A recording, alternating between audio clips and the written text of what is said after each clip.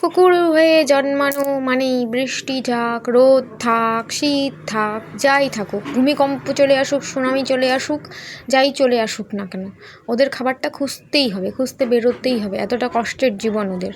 আর যদি একটু ছায়াতে বসে তখন মানুষ একটু খ্যাক খ্যাক করে তেড়ে চলে যায়, কিন্তু সেটা বোঝে না যে মানুষের কোনো বিপদ হলে পরে ঘরে থাকে, বৃষ্টি হলে বন্যা হলে ঘরে থাকে, নিজেদের খাবার স্টক করে রাখে। কিন্তু ওরা তো নিজেরা টাকা কামাই করে খাবার স্টক করে রাখে না, ওদের কী হবে?